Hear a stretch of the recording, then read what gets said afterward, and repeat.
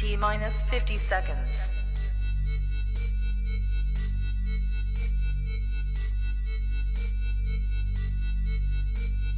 T minus 40 seconds.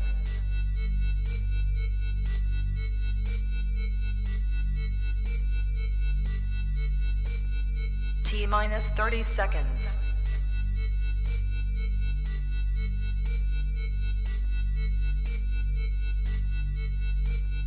T minus 20 seconds.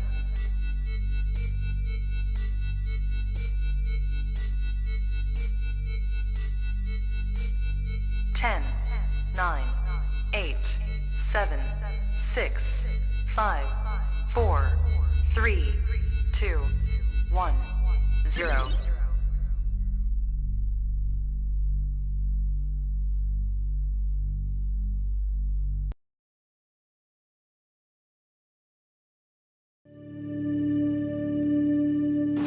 Why do you believe what you believe?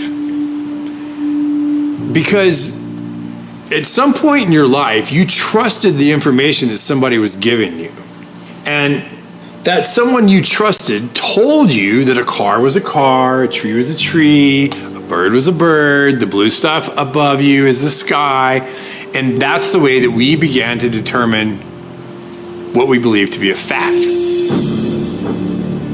Most of the things that we believe to be a fact in our lives are told to us through our stories or the news that we hear. So my question would be, if they were deceiving you with the stories they tell you, would you be able to recognize that? The breakout of riots in Minneapolis, Minnesota was a powder keg long in the making. The evidence for pre-planning and setting up a situation for a disaster is over.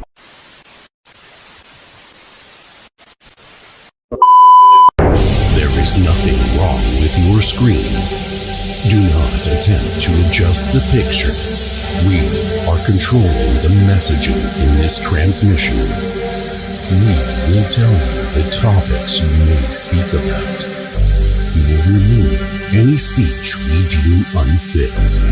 We will identify and protect you from all that is evil.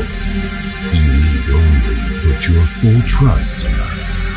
We are the government, and we are here to help.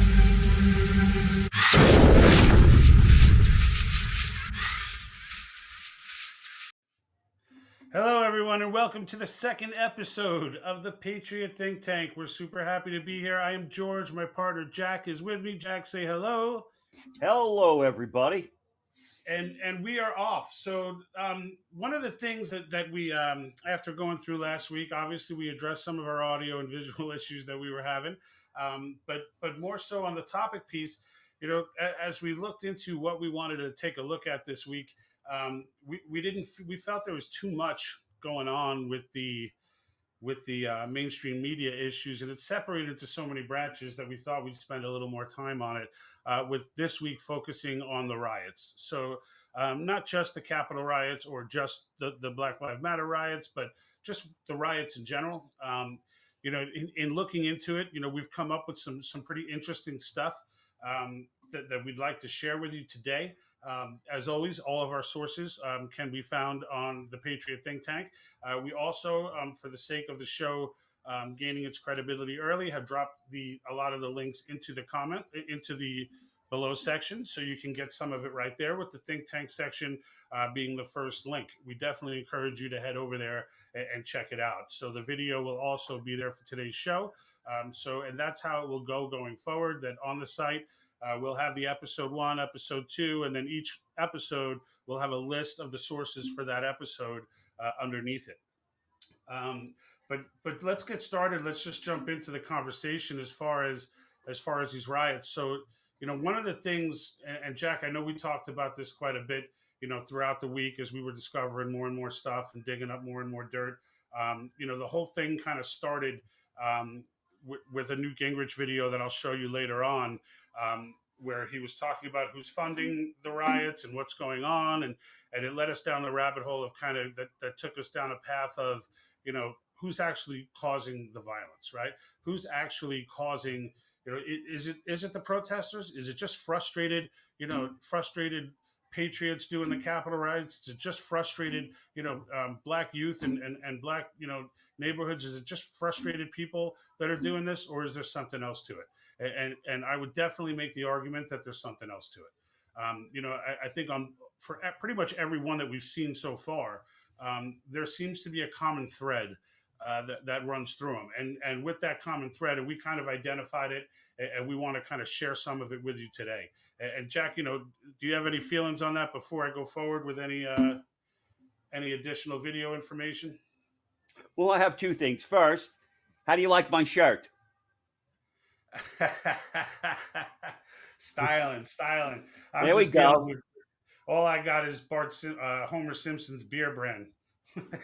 Yeah, I got it from my wife, but it's from the Hodge twins. I don't know if you ever watch them, but they're kind of comical, and so we picked up one of their. I do know. Yeah, she got me one for my birthday. So yeah, look, George, we spent a lot of time digging into facts and figures so that we could present those today, because there's tons and tons of opinions that are circulating, and who's right, who's wrong. There's a lot of confusion. There are truths being told that are manipulated, massaged, so they can be presented as, within the context of a particular narrative. And really, that's, I think, what we're about to do is dispel that narrative by just sticking straight with the facts. So I'm excited to share this with people. Again, we put hours into it. So let's get the ball rolling. I'm going to turn it back over to you, and you start laying down the facts. Yeah, so sunrise.org is an organization that many people have not heard about. We hear a lot about Black Lives Matter. We hear a lot about Antifa, even though technically they're not an organization. They just happen to be very organized. But in the end, we hear a lot about those two. Sunrise.org has kind of flown under the radar. Now, I know I've heard of sunrise.org. I've looked into them in the past.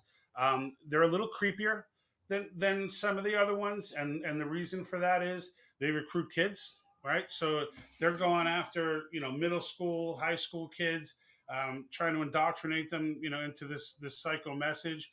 For those that are not aware of Saul Alinsky, he kind of wrote a playbook for all this back in the 70s called Rules for Radicals, and this is really the what they're teaching to these kids. And so there was, I believe the name is Millennial. Hold on, I have her here. It is millennialmillie.com. They did a documentary that was posted by Human Planet some time back, and it wasn't a documentary, it was more of an investigation. And the reason why I would go to something called Millennial Millie is because it was hard evidence. It was Project Veritas type of evidence. They were able to get people to infiltrate the Zoom calls of this organization and give you, without having to report it, they could give you the information right from the horse's mouth. And there is no better source in this world than hearing the person involved or the organization involved speak of themselves. So we have some stuff from Millennial Millie here, and I did want to play it before I go on with the next piece. So here it is. The breakout of riots in Minneapolis, Minnesota was a powder keg long in the making. The evidence for pre-planning and setting up a situation for a disaster is overwhelming. What you are about to see is part of a 2-year undercover investigation into the leftist radicalization embedded within the climate justice movements, one in particular, the Sunrise Movement.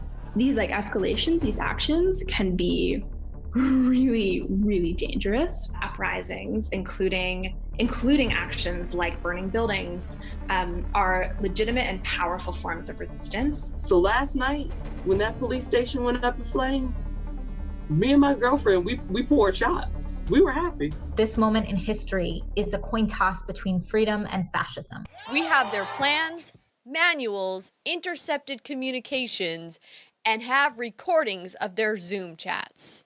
The reason why the screens of these people in the Zoom are blurred is because they are minors. What we didn't expect to find were organizers radicalizing middle school and high school aged children, teaching them military tactics and preparation for high-risk actions.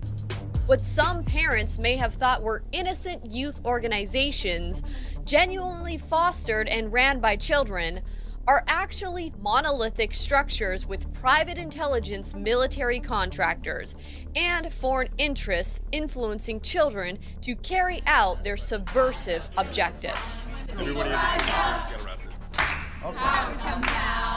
Instead of studying in a classroom, we're building an army of young people across the country starting right now. So we'll be thousands strong by the time the election arrives. A really important thing to think about as Sunrise, which is like right now a predominantly white and like predominantly like middle, upper middle, like managerial class movement. Every one of us has a lot of work to do to end these systems, and the more privilege we have in relationship to Blackness, the more responsibility we have to fight to end these systems. The Green New Deal is not about climate change. It's about climate justice. Essentially, they're blaming climate change on white people. We won't have a Green New Deal that works for everyone unless we concurrently address the sickness that lies in the soul of America in things like white supremacy. Organizers on the ground need money right now. We got to move that money to our comrades. So Black organizers and multiracial groups of organizers in Minneapolis have been building power in the city for years now. And part of what they've been able to do with that power is to bring a lot of the city on their side. What we are seeing is not just chaos, we're actually seeing resistance and organizing. And what we know is that uprisings, including actions like burning buildings, are legitimate and powerful forms of resistance and are resisting brutal and violent and dehumanizing systems like white supremacy. And that property is something that can be recovered. These are organizations that have built strength and power over the past 6 years of the Black Lives Matter movement in Minneapolis, running strategic campaigns to defund the Minneapolis Police Department, oriented around a vision of the abolition of police. So the idea that we're actually fighting for a world without police. And these campaigns that folks are running are strategic and they're winnable. And we can make huge gains toward it in moments of uprisings like these. So we are going to head into breakout groups based on our racial identities. Yep. So white folks, you're going to stay here. Just don't click anything. Just hold tight. Black African American folks, here's your link. And non-Black POC folks, here you go as well. Gabby's going to redrop in the chat the 4 groups that are on the front lines of this fight. Black Visions, Reclaim the Block, Louisville Community Bail Fund, and Dream Defenders. 19 of our 30 endorsed candidates won their seats. And we endorsed and elected some amazing candidates, including Alexandria Ocasio-Cortez, Ilhan Omar, Ayanna Pressley, and Rashida Tlaib. AOC participated in a private Zoom conference with leadership from the Sunrise Movement, promoting more escalation. You know, there are folks that are dismayed at the violence and at the destruction. When we talk about police abolition and people say that this is a radical demand, you know what police abolition looks like? It looks like a white, affluent suburb. I work for Black Lives Matter. I'm sorry that I scared you. But since I work for that company, my CEO has told me to come out today and to bring you on your knees because you have white privilege. And could you just please apologize for your white privilege? Just apologize. I am. So pretty unbelievable stuff, and kudos to them for getting them all into that organization. You know, some of the things that were key in that, and it was a little bit long. I had to do that though in order to get the whole impact of the garbage these people are spewing. You know, one of the things you'll notice in that video is the entire time, and it didn't jump out at me at first glance, but you'll see on the top. I pointed it out in one skit that they're all blurred because they're minors, but all of the garbage that they were saying to people under the age of 18. Okay, and that's who they're recruiting. That's whose mindsets they're trying to change. That's who they're trying to sell into this. And you will listen in and notice the one woman had mentioned that Black Lives Matters, right? And mention them as an organization, not as a particular protest over a particular, situation, but mention them as an organization that has been trying to set the stage for over 6 years to defund the police. It's all it does is it tells you they're all in the same gang, right? They're all in the same sunrise.org, Antifa, Black Lives Matters. They're all in the same gang, right? And the co-founder of Black Lives Matters is also on record as saying she's a well-trained Marxist. Like this is what the movement is, right? This is what the movement is. So I guess the point is, this video and this infiltration really set the stage, to kind of dig deeper and look for more video evidence, more documented evidence, etc. Now, in the search to try and find, and Jack, you can correct me if you found something, but I have not, as far as funding for Antifa, there is no technical organization Antifa, right? There are funders, there are donors. We have no idea who they are. They don't have to disclose anything. Same thing with the Black Lives Matter global, global initiative.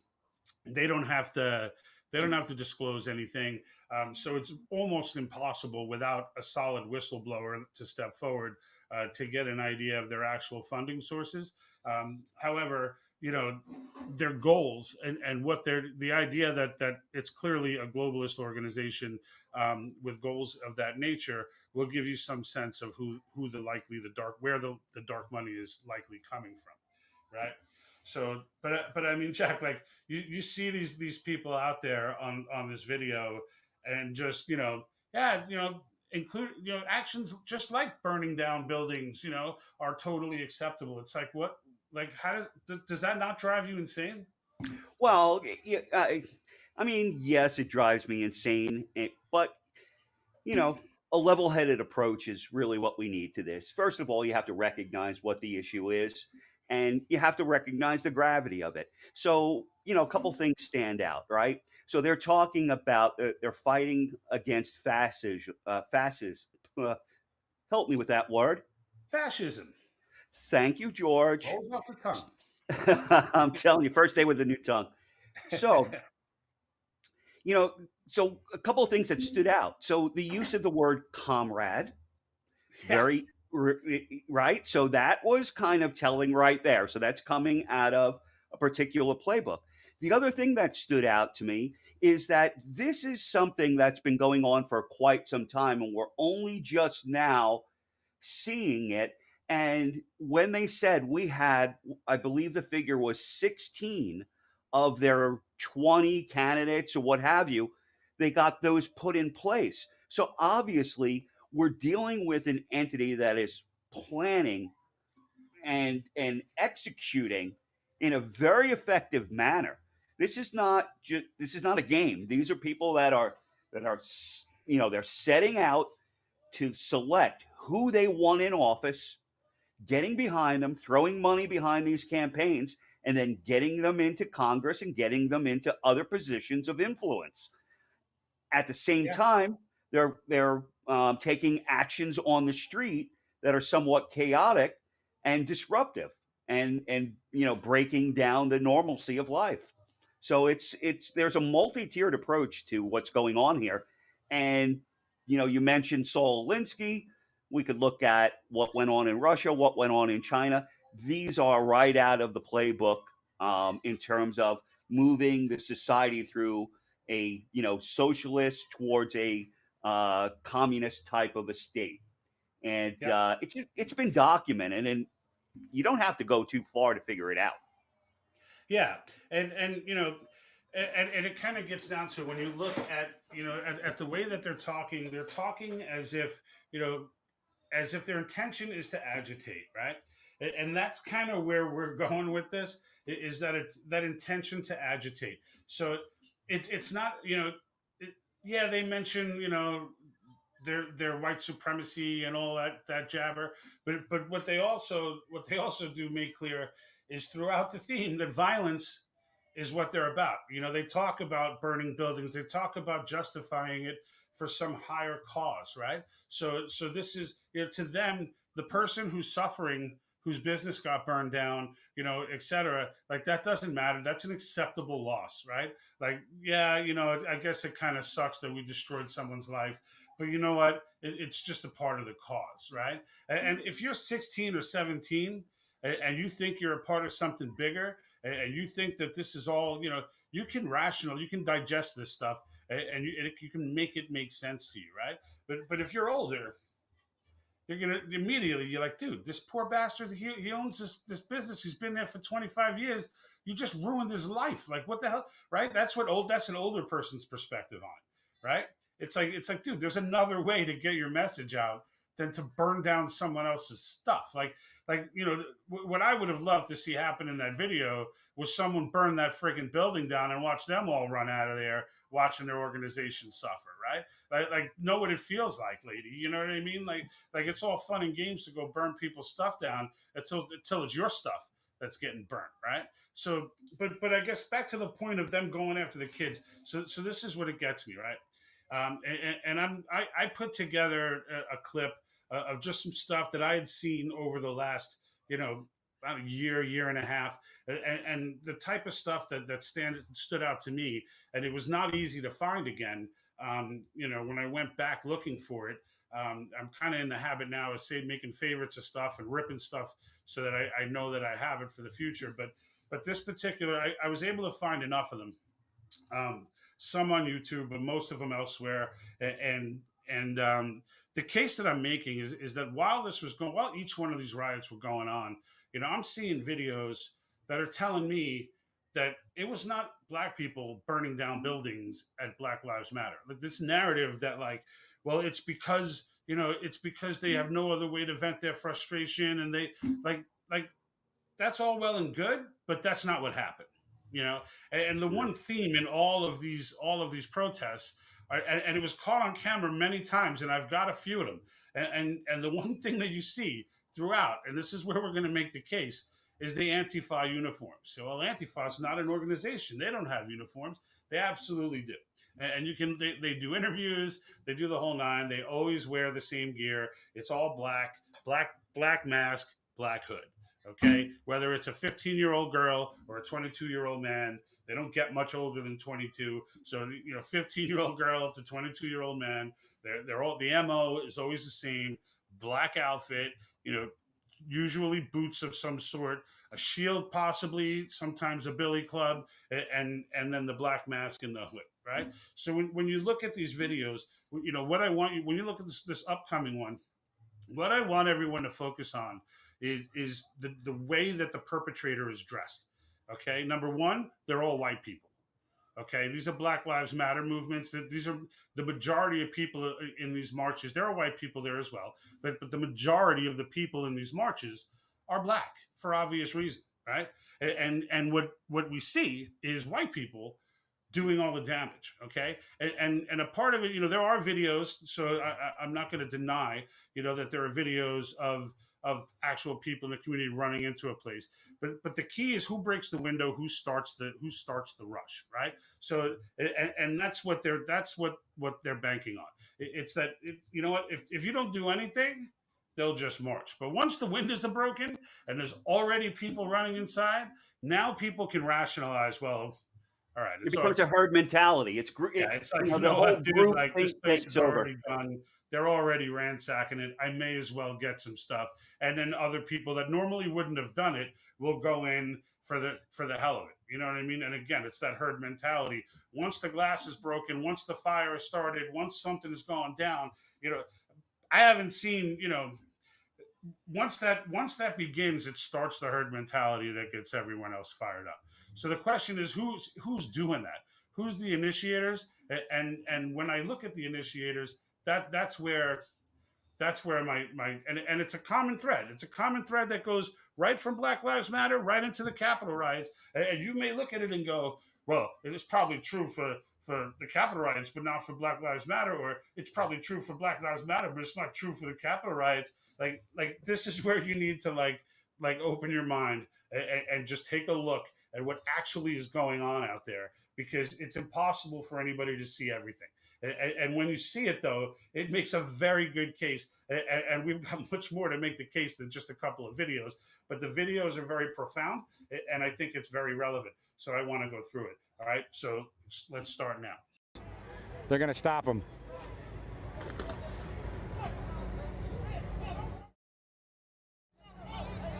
If you can't hear him, he has nothing good to say to that guy who's trying to light that fire.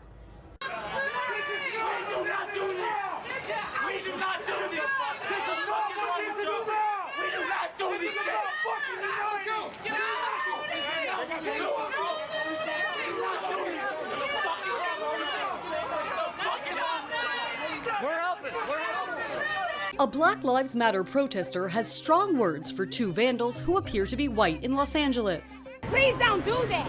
Please don't do that. If you are tagging on behalf of Black Lives Matter, ask someone black. Don't do that. That's not what we want. We're not going to get anything done by doing that. Courtney Nicole Gardner says she had to speak up when she saw that vandalism. At that point, I felt that the media had been, pushing one narrative that, Black people were out here messing up our own neighborhoods yet again. I gave my blood, sweat, and tears for this country. I served this country for 10 years. Thank you. So when you think about this anger and this rage, because there's a way to get answers. I don't care how you decide to organize and protest, but you don't riot. You don't burn my neighborhood. I am a resident here, and you will realize this resident doesn't look like any of you, because she is black. Right? Yeah, powerful stuff. In each one of those examples, okay, you've got, with the exception of the one where they were locking arms, there was a point of it where you could see who they were dealing with. You saw like a hint of the guy come in, but you didn't get the full view of the black gear and the mask. But I mean, you see that they're white people dressed in black, all college-age kids, right? The one girl who was doing the spray painting, Jesus, I don't even know if she was 15 years old, right? I mean, she was tiny. The one that the lady was yelling at for spray painting. Right. I mean, these people are sitting there getting yelled at by the community. I wonder what goes through their head, right? Because they just got off Zoom calls like the one we watched, and they're all fired up, and they got their spray paint and their smoke bombs and all their stuff, their Molotov cocktails, and they get out there, and the community starts letting it out on them, right? It's like, well, wait a minute, we're doing this for you. Like, they can't even process what's going on when they're getting yelled at, right? But the bigger issue here is the people doing that damage. It's the scenery, right? So there's the one, it went viral everywhere with the guy the reporter standing in front of the flames and saying everything looks, honestly, it looks pretty calm, but there are fires that have been, so you see everything burning down behind them. And conservatives went nuts with that video. And I kind of sat there watching it saying, I actually believe this guy. I'm like, yeah, well, remember he was saying mostly peaceful protests. And so on every conservative station, all you heard was, oh, mostly peaceful protests, and there's a fire in the background. But yet, the more we investigate, the more we find they were mostly peaceful. Right. There were agitators that were jumping in there and skewing things. I had a guy I was talking to yesterday, George, and I didn't tell you this, but he was telling me that yesterday there's a rally in Huntington Beach, and it centered all around how some of the schools are now telling kids to be less white. So it was a lot of people protesting. Well, who shows up? Skinheads. Right? So now all of a sudden the perception is that it's a white supremacy rally. So on both sides, people that have very sincere ideologies and very legitimate concerns are being infiltrated by disruptors. Who's doing it and why? And that's where we're going with this. Let me turn it back to you. Yeah, and that's, And that's the point, right? So the problem is you can't follow the money with these organizations, right? But you can follow the money with some of the other stuff, and I'll get into the second half of how this is executed and why they're able to pull this off. But I mean, it's not new stuff. And, just from the sake of, if anyone's never seen the fire video with the news reporter, I was able to pull it up. I have it here. I want to be clear in how I characterize this. This is mostly a protest. It is not, generally speaking, unruly, but fires have been started. All right, so that's what he did, and the conservative media kind of jumped all over that. But if you look behind the guy, everyone's just walking, dude. They're just walking. They're just like, they're conversing, they're walking. There's no people running around, breaking stuff and going crazy. So he's probably standing there in a state of confusion, like, okay, well, everything's kind of burning down, but nobody's really going crazy. So the imagery didn't fit what he was sitting in. You know what I mean? And he's trying to convey that to the viewer, but there's no way to convey that without it making you look like an imbecile, right? And even the people that I love and respect, we're dogging this guy, on this thing. But as we went down this path of kind of realizing what's actually going on, it started to make sense why that guy. The first time I saw the video, I was thinking the same thing.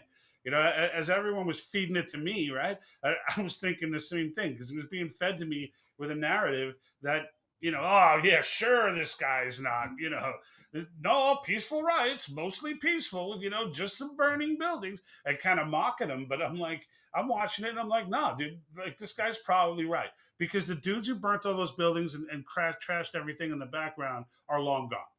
Like they came there, set everything on fire, broke the windows, did whatever they had to do, and then they're out. And now here comes the march, right? And here comes the march, and what happens? The media comes because there's a march, which is normal, and they come, but now lo and behold, the neighborhood's burning down. Well, it must have been the marchers, right? So, and then everybody starts. I don't know why you burn your own neighborhood. I don't know why. And it's like, well, we don't burn our own neighborhood. You see, there's this psycho organization out there who's actually having Zoom calls and discussing how they're going to destroy our neighborhood. And we're supposed to be okay with it, right? That one lady was blasting. Everybody she was blasting was white. Everybody. There's a whole group. There was one shot where the camera pans around. There's links to these videos down below as well, folks. So you can watch the whole videos. Don't just, go with my edits. I did the edits because I can't show them all and still have a show. But like, for the sake of time. But the most powerful stuff I tried to grab out of there. And the part where she's telling these people, a whole group of them, like none of you, not you, none of you. So there's a group of people around her. And if you watch the whole video, you'll see the pan around to all of them. They're all white. Every one of them is white. All right. And what is she yelling at him for? Destroying her neighborhood. Right. And again, there's more videos than the ones that I just grabbed. When this stuff was happening live, they were all over YouTube. They were all over YouTube. They're not all over YouTube anymore. Some of them are. Some of them you can find there. Okay, but they're not the way they were, right? And because I remember back then I was watching so many. But these are the ones I was able to pull back up and give you a taste for what I'm talking about. And again, the theme here when it comes to the riot videos is the black gear. Whether it's a cocktail or a billy club or something, they're always carrying this. They always dress the same way. Right. And so the next one I'm going to show you is to take it to the other side of the aisle, right, and get into the Capitol riots, where all of these people, the media was pretty damn sure that it was a conspiracy theory, some Q conspiracy theory that Antifa had initiated a lot of the violence at the riots. Right. No, not Antifa. Antifa. No. You said that they initiated the riots. I just want to make sure that we're clear. You said the media said that Antifa initiated the riots? Oh, no. I'm sorry. Is that how I'm sorry. No. You did. And I just wanted to bring that up because. Yeah, they were denying that Antifa had any involvement. They're basically saying no evidence whatsoever. And the one guy, I put his link, Channel 9 Colorado, below. He's the best. So you go and watch his link. I only have a little thing from him on here. But he goes on the freaky dude with the wolf hat, right? That was inside the Capitol or whatever, right? Nobody wants to claim that guy, right? Like conservatives are all like, no, he's Antifa. Antifa's like, no, that dude ain't with us. Like nobody wants a piece of that dude. He's just a freak. But like at the same time, this guy. So I guess someone tweeted something again with Twitter. Someone tweeted something that said, "Oh, this guy, this guy we've seen in pictures of BLM, trying to say that this guy's a planted, Antifa guy, right? And maybe he is, maybe he's, I don't know, right? I don't know who the hell this guy is. He's just a freak. Like I said, nobody wants to claim him. But the way that this guy goes about debunking it was 100% with Twitter. Like his investigation entailed 100% Twitter use. He was like, well, the man says himself on his own Twitter account that he's not with Antifa, he's with QAnon. And I'm just like, where did you go to journalism school, dude? like anybody can make up a Twitter account. If I'm dealing with an organization that uses tactics, how hard is it to build up a persona on a Twitter account and then unleash that persona on whatever you want, right? Like the idea that he didn't interview anyone, he didn't talk to anyone, he didn't look for any anecdotal evidence, he just went to Twitter. And he's like, nope, the guy said it himself. Look here. He took a picture with Rudy Giuliani, which was at like some book signing or something from the way the picture looked.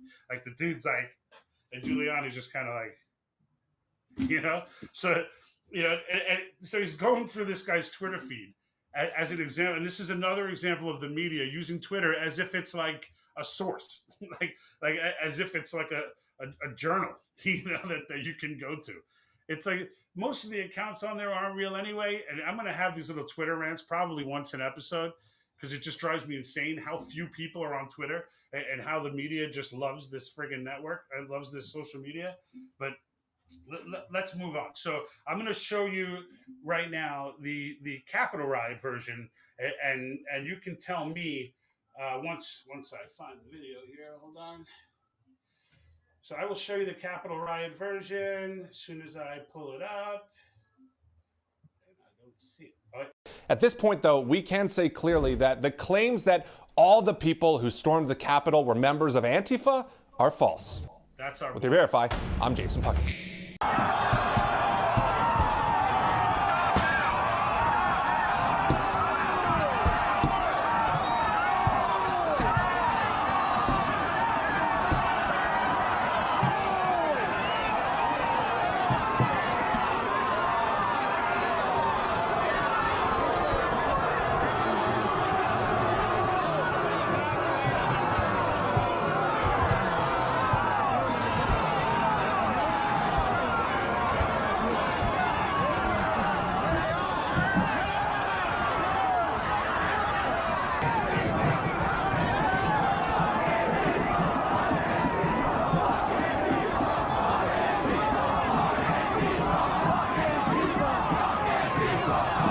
Antifa. You can see it on many videos. Right.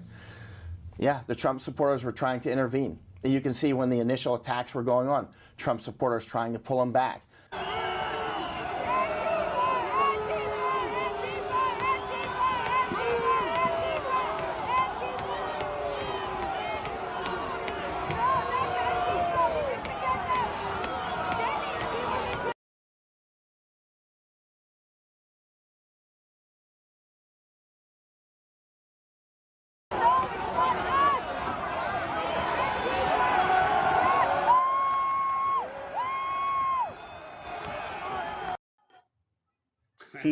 So you see how the patriot grabs the not patriot, right? What was the not patriot wearing?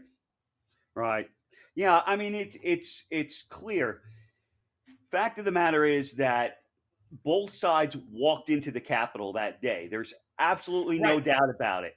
It's not. I'm not even going there. So once the doors are open, everybody ran into that. That's right. It serves the point that you were talking about earlier. Once the window's broken, things start happening that normally wouldn't happen.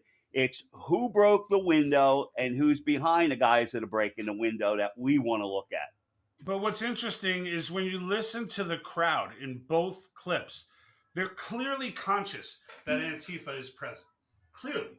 Okay, in the one where the guy grabs him off the wall or grabs him from breaking the window and throws him down, you can hear everyone yelling in the background, Antifa, it's Antifa, it's Antifa. They're like, and the other crowd started chanting F Antifa.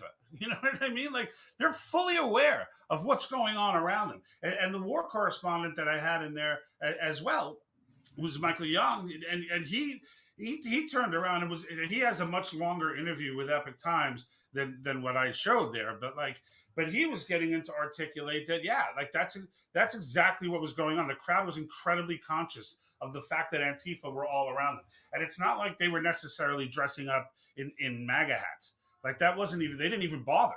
They just showed up in regular Antifa gear. I mean, those guys trying to break the window in the first shot, those guys were in straight Antifa gear, like billy clubs and all. Like, they're standing there, all black gear, black mask, black hood, same as the guy who was down at the Black Lives Matter, different person, same uniform, same as the young girl who was spray painting on and got yelled at in the street.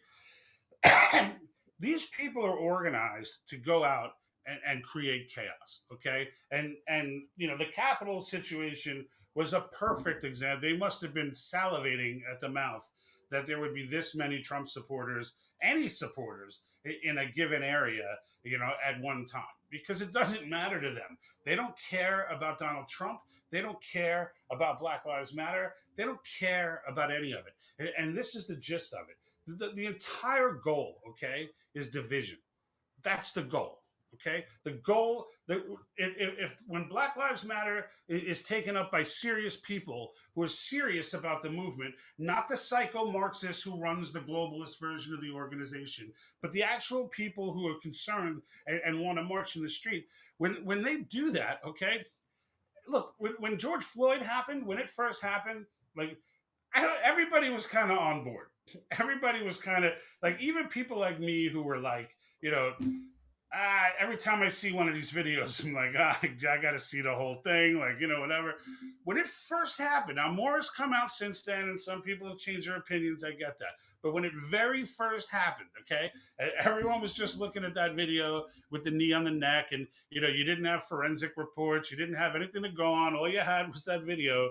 We were all everyone was ready, even police officers were coming out going, all right, this guy's over. There was no reason for him to do that. It looks like it resulted in a death. Now, police officers and such would be more skeptical at the moment, saying, let's wait for the forensics to come in. These are professional investigators, etc. But aesthetically, everyone was kind of on the same page.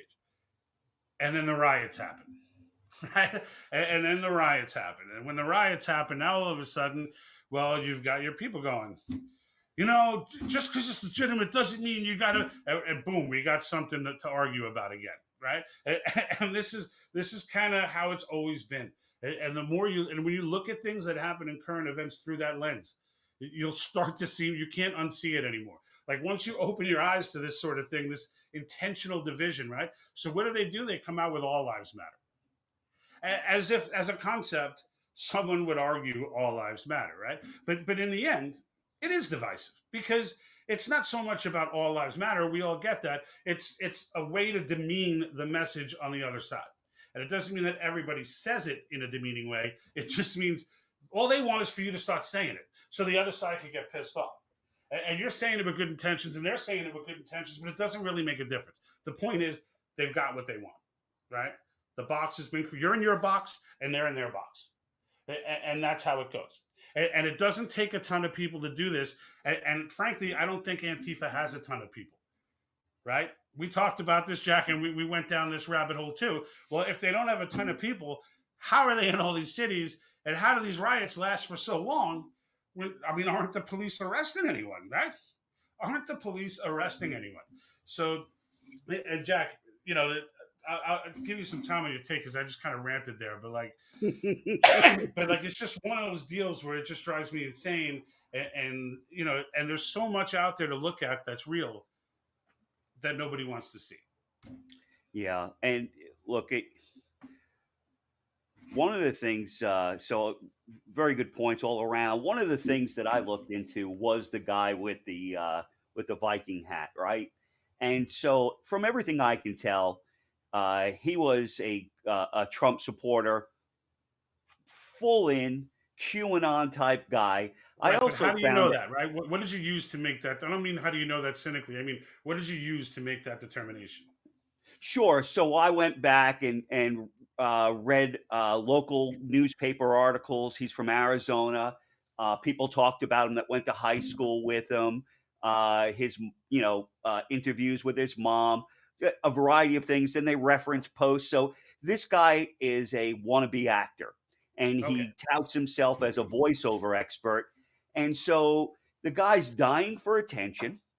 He gets involved in this, and lo and behold, the guy dying for attention, wannabe actor, comes up with a costume and ambles right into the White House or the Capitol building after the doors are all broken.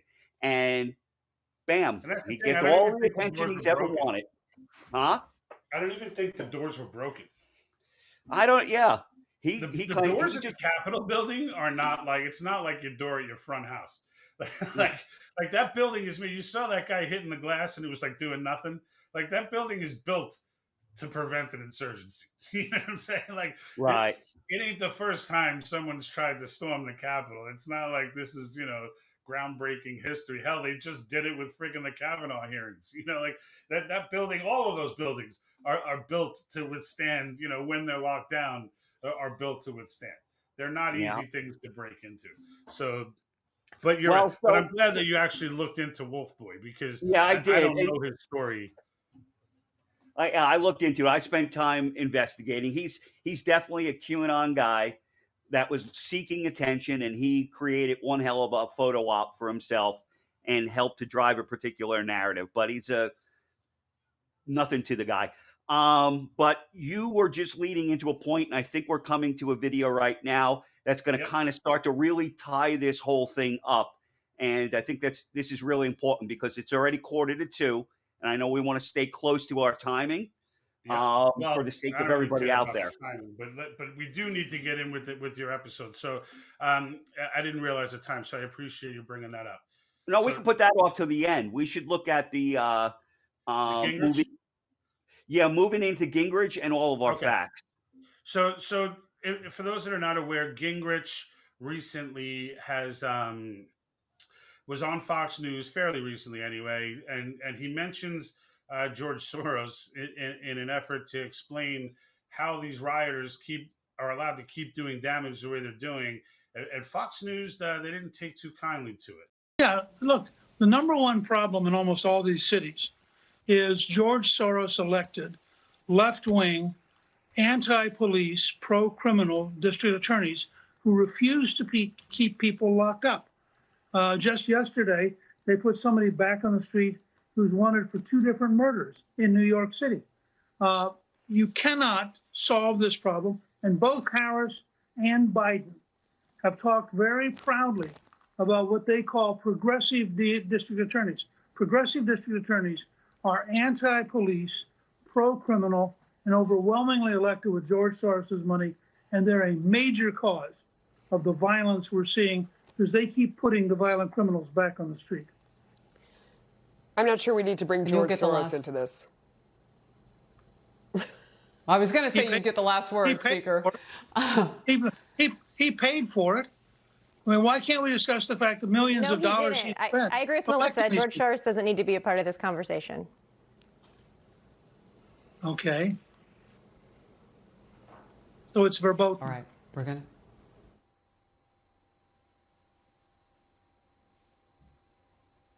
Okay, we're going to move on. How awkward was that? Right? Yeah. And I had to look up verboten. That's why I put it on the bottom as a definition, because it was when he first said it, I'm like, freaking Newt Gingrich, dude. This guy is too smart for his own damn good, and he always tends to drop a word on me that I've never used. And verboten. How can you not know the word verboten, George? How dare I? How dare you? Come on now. Yeah. Hey, have you ever figured out who the gal that wasn't on Fox News that came in and said no, he didn't? Do you know who she is? I haven't. I didn't take the time to identify her. But in the end, like, she chimes in, no, he didn't. Right. Right. No, he didn't. She said. Well, that's clearly wrong. So of course, don't say that crap in front of me, because now I'm on down the rabbit hole, and here we go. And sure enough, lo and behold, here's the second piece in how these Antifa dudes and the BLM dudes and and really Sunrise.org, et cetera, how they all get back on the street, right? So Newt Gingrich was 100% right, 100% right. And below, I actually added the links to the government campaign finance docs where you can pull up with instructions on how to see it right on the disclosure. They have to disclose their campaign finance. And I can tell you right now. So Kim Foxx in Chicago, right? So Kim Foxx in Chicago, and here's what they do. Here's what he gets for his money, right? So she released 53% of narcotics charges, people arrested for narcotics, 53% of retail theft. These are all related to protests. 29% a failure to register sex offenders. Well, that wasn't related to the protest. 18.7% criminal damage of property cases. Right. This is the kind of stuff they get for their money. And you'll see, I don't know. Yeah. So $408,000 to Kim Foxx's district attorney campaign in Chicago. 408. Now, to put that in perspective. OK. And by the way, when you're going to the links, it's some version of justice and safety, justice and public safety. I'm sorry, safety and justice, Illinois justice and safety. Those PACs are all George Soros. Okay, and we left a way for you to find those as well on the website in case you're saying, well, maybe that PAC's not George Soros. Nope, that's disclosed too. Hey, so, George, so when you click into the source. Just so people know, so we're not spewing out acronyms in the political world that are going right past people. So a PAC, a political action committee, when some of the contribution laws changed years back, and you couldn't make these huge independent contributions, the political action committees were allowed to do it, and they were able to do that and fund advertising, a variety of things. But a PAC is a political action committee, and what George is referencing is the names of the political action committees that George Soros runs. Correct. Okay. So if you follow these links, that you won't generally see George Soros. Sometimes you'll see Soros fund management, but normally you're going to see one of the PACs. You're going to see. And again, they're all versions of. So if you're ever looking into your local district attorney and you want to see, was this guy funded by? You go to every state's a little bit different. So we were going to try to put up a simple process like we did for the feds to go in and look for stuff. But the states are all unique. So some of them are on, like the Missouri one is the Missouri Ethics Committee website. California is the Secretary of State website. So they're all different in how they do it. You just have to DuckDuckGo the actual person's name, figure out the person's name, who's the district attorney in my county, and then look for campaign finance disclosure for that person, and you'll see a site come up that's your state site that will allow you to go down that path. With respect to these people, we've done it for you. Okay. And if you need us to do something else for you, like if you're having trouble finding it and you want us to go and do the math, leave it in the comments below. We'll go ahead and try and dig that in. And even if you have, if there's something out there that you're having a hard time researching and maybe we can help, by all means, hit us up through the website on the contact us, or you can, leave comments, as long as the video is still fairly fresh. Okay. All right. But then we've got Representative Rep. Kim Gardner is the DA over in Missouri, St. Louis, okay, who during their riots, here's a quote from the Attorney General, who just happens to be a conservative Attorney General. And just so you know, even the Democrat Attorney Generals, like Soros is funding these people in the primaries to knock out the Democrat too, because not all Democrats are anti-law. Or not all Democrats want to free everybody and let them run in the streets. Only these progressive psychos do. Okay. And these are the people. And Soros's fear is if he doesn't go in and give and support this lady, the other Democrat might win. So these are even Democrat cities, but he's afraid the other Democrat might win and she won't follow with the agenda. Right.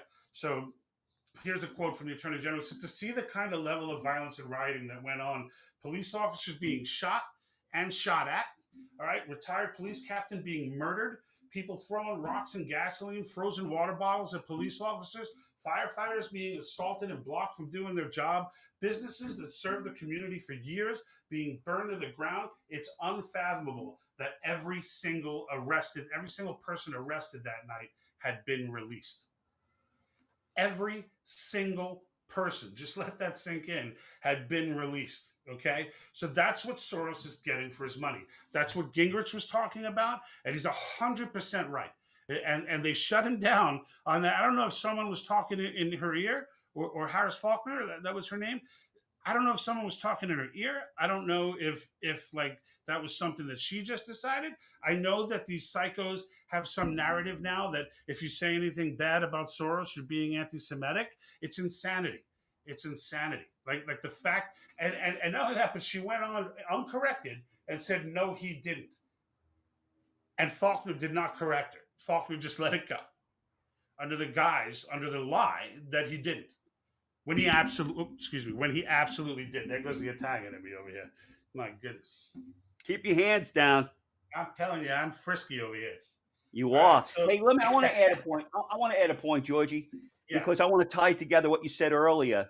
You know, you said there's a limited number of these Antifa people, the Sunrise people, and how does that tie to this? Well, the way that it ties to that is if they know they're going to do a 10-year stint in jail, they're not jumping on the bus to go to the next city. Right. So by having these district attorneys in place on a catch and release program, that frees them up and provides them with additional confidence, obviously, that they're not going to go to jail. And they get more and more bold and more brazen as they are sent from city to city. That takes quite a bit of planning and a tremendous amount of money. Yeah, it does. And that's the thing, right? And like I was saying earlier, they don't have a ton of people to be doing these nationwide simultaneous marches. Like they seem like a big organization, and they are pretty big, don't get me wrong. But it's not like, you know, like in the Trump rally, like if they wanted to decimate every single Antifa person there, they could have just done it, right? But that's just not how the Patriot crew rolls. So if they wanted to just kill all those guys, they would have just stomped them out right there. No one would have ever known who did it. You know, like it would have just been over for them, right? But that's not how they roll, right? So that ain't what happened. Same way they could have did this at the BLM riots, but that's not how the protesters roll, right? Because these are all regular citizens. These are all normal, everyday citizens who are upset and want to get something off their chest and are using our freedom of assembly to do that. And there's an organization out there, multiple organizations, using that same freedom of assembly to disrupt and to cause chaos and to ensure that there's division. And it's that division is the pair of glasses that I want everybody to wear. Right? Yeah, it's that division. That's what I want you to start seeing. Stop seeing race in everything. Start seeing division. Is this divisive? Is this designed to be divisive? Right? And start recognizing it when you see it, so you can call people out on it. Okay? Because that's the reality. That's what's going on. That's where the messaging is headed, and it's all headed that way for by forces that it's not even like the U.S. government is necessarily doing it. Soros is not even a U.S. government guy. He's on his own global mission for. You know, he tried to tank the pound years ago. They all wrote about it at the time, knowing exactly what he did. He was punishing them for not going with the euro, and now they all write about it like he's so brilliant for this financial move that made him billions. It was nonsense. This is an evil man with evil intentions, and there's nothing good that's going to come from this man. And this kind of thing is exactly what he's all about. It's exactly what he's all about. You know, we weren't going to do this, but I'm going to do it anyway. I'm going to get into another DA that we pulled in, and I'm going to try and share my screen here so that you can see. And the link to this site that I'm about to show you is below the video. Okay, it's also on our website, so you can click there to get it yourself. All right, but just to smack that lady around a little more with the nonsense on Fox News. Let me shrink me and Jack here a little more. All right. So this is actually Mike Schmidt from Portland. He's the DA in Portland.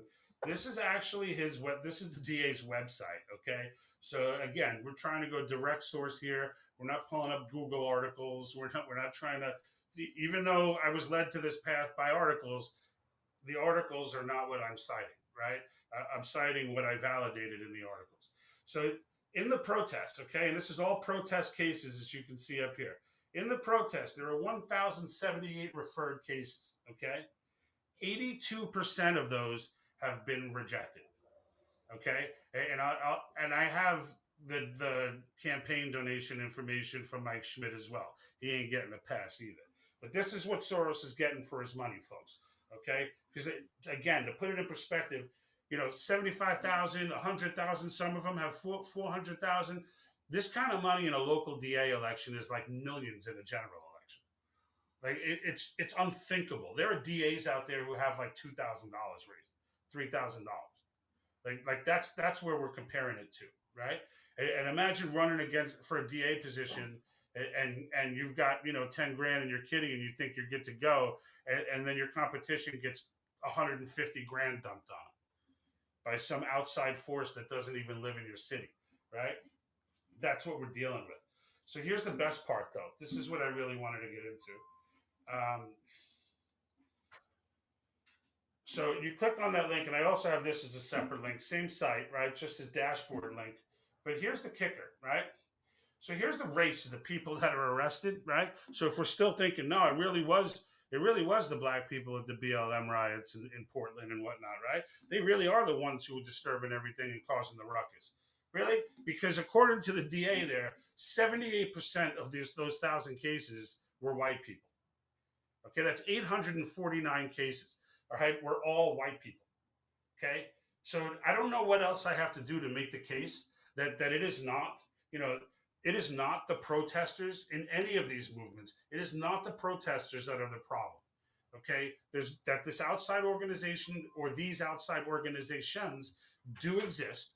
Okay, and leaving your house one day under the name of Black Lives Matter does not make you culpable for what the organization itself is doing, right? And this is something people do not understand the disconnect, right? They do not understand that Black Lives Matter is a global thing. It's not about Portland. It's not about George Floyd. It's not about Duante. It's not about any individual. It's a global piece. It's a global socialist movement.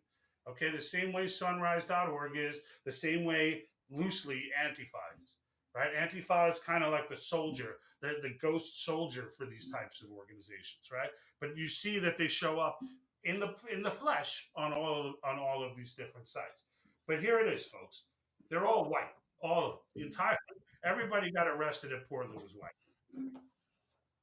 All right, my rant's over, Jack. So I think I made my case. I'm sorry, I got a little talk happy there. No, that was good, George. It gave me an opportunity to take a break for a second.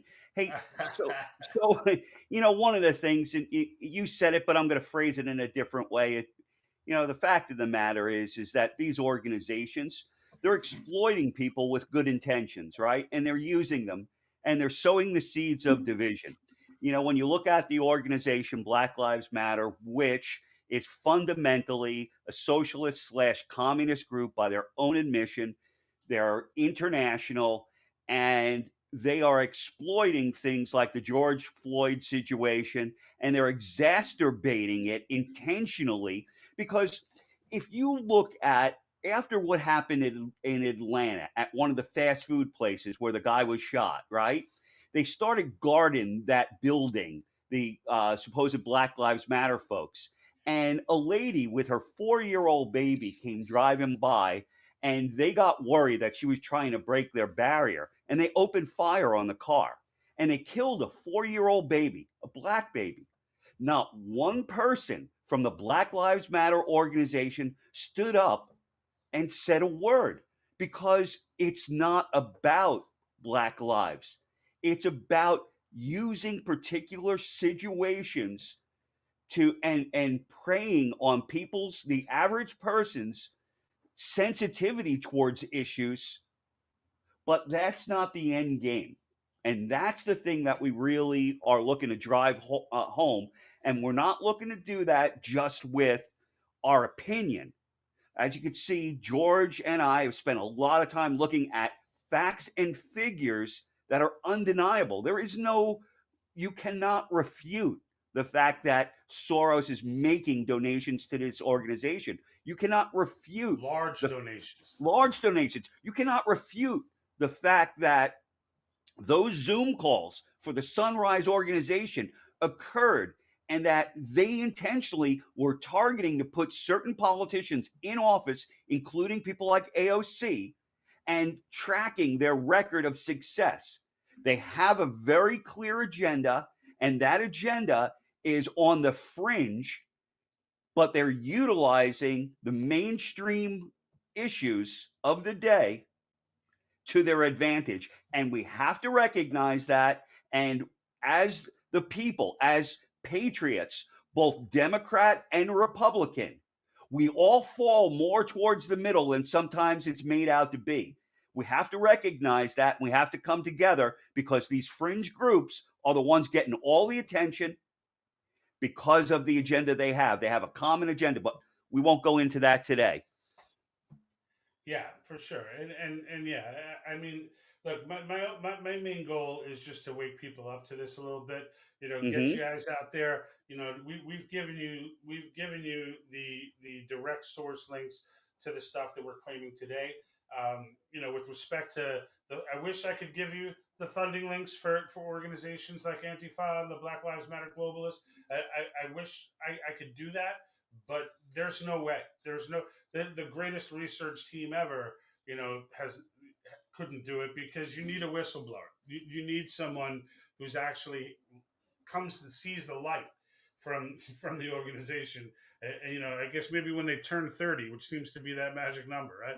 So, you know, someone turns 30 and then poof, it's like, hey, you know what? I've been doing the wrong thing my whole life. And then they come out and start disclosing stuff. For now, you know, we know based on what they tell us, right? We know based on getting moles in their meetings and hearing and seeing what they think, and understanding that they're coming after kids, that it's not some conspiracy theory that they're coming after kids. They're clearly advertising to children. They're advertising to parents under the guise that they're going to take their kids and you know, start this, you know, become a part of this fun organization who's going to, you know, help the climate and do all this nonsense. And you can see clearly in that Zoom call, there was nothing about that going on. There was nothing nice in that phone call. What was being taught to them was that you're defined by your race.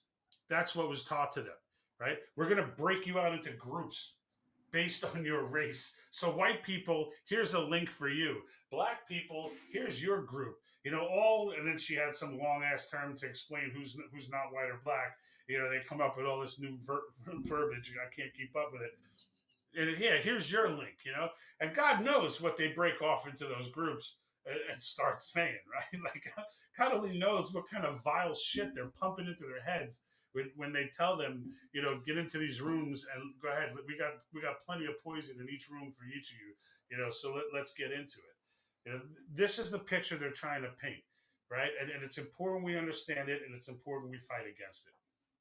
Hey, George. So, you know, part of what we do here is not only to reveal some of the things that we're finding, the facts and figures, but also to recommend actions that we can take, because, you know, knowing something exists and needs to be changed is one thing, but sitting around and getting anxious over the whole thing, you know, that's not good for anybody. And what relieves that anxiety is being able to take action.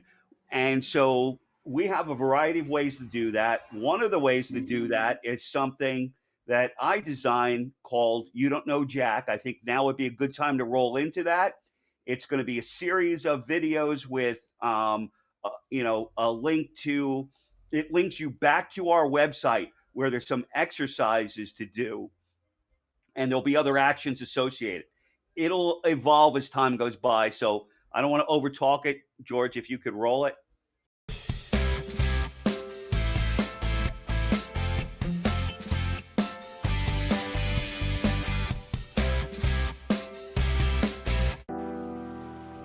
I'm concerned that we the people are headed toward an imposed reality.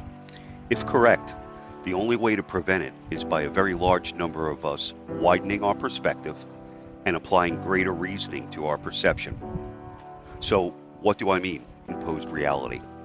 In Hindi, there is a word, pajan. You can search for the term crush box to learn more about it. It's a method to break the spirit of baby elephants and confine them to a life of servitude. However, elephants are highly social. It's been said that they feel and express emotions such as joy, anger, grief, compassion, and love. It's no wonder that a number of these baby elephants refuse to accept this imposed reality. And in their refusal, they commit suicide by stepping on their trunks to cut off their air supply. When I look at government statistics from January through August of 2020 that show a 33% increase of drug overdose in the United States, or that between 2007 and 2018, there's been a 60% increase in teen suicide, I can't help but wonder, intentional or unintentional? Has the modern human condition been manufactured in such a way to create a crush box that is perceived as inescapable? Have we failed to recognize this because of our lack of perspective? And if so, what can we do to lift the veil? How do we create a view that looks down from the mountain and not up from the valley below? A view that allows us to participate in molding our reality rather than having one imposed upon us because we fail to gain the proper perspective soon enough to prevent it. You Don't Know Jack is designed to address the crush box question. We will dive into the world of psychology, philosophy, and critical thinking. Then apply that knowledge to the study and dissection of today's social and political events. If you find this segment of the tank useful, you can access it directly via a drop-down menu called Tank Shortcuts. Then select You Don't Know Jack. If you think it'll be useful to others, then share it with them. The first topic we'll visit on our journey is conformity, something I've never really been good at. In the meantime, if someone pushes their perception of reality and expects you to accept it at face value, remember the word pajan and recognize they don't know Jack. That's the fact, Jack! That's the fact, Jack! That is the fact, Jack. I remember seeing that movie in Florida at a drive-in. When I think it came out in the very early. It had to be like 1980, and I was in Florida. Stripes? Yeah. Yeah. Yeah, it was right around when Bill Murray was big in Saturday Night Live. It was just after he made his move into movies. That was one of the first that he put out. But yeah, I love that movie too. That was a funny movie. Yeah. Yeah. Yeah, I'm looking forward to the conformity piece. You know, it's definitely something, you know, we did a lot of talking about these experiments that have been held over people trying to groupthink and the herd mentality. And it, you know, it's something, it's not something that you have, it's not something that you're genetically proposed to follow. It's just, if you're not conscious of it, you'll follow it. If it's not something that you're thinking about, you'll follow it. So I think it's a great note to close out on. And, you know, guys, check out the website.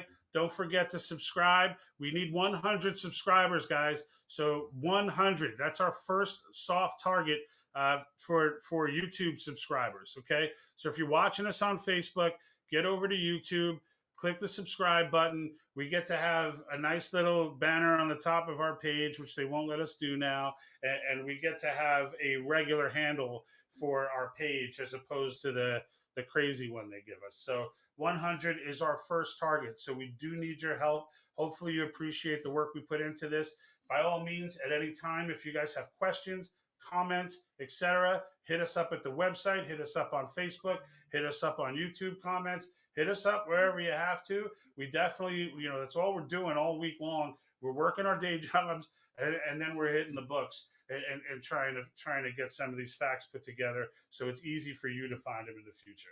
All right. So on that note, Jack, Georgie, goodbye.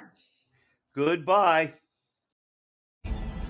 And like that, he's gone.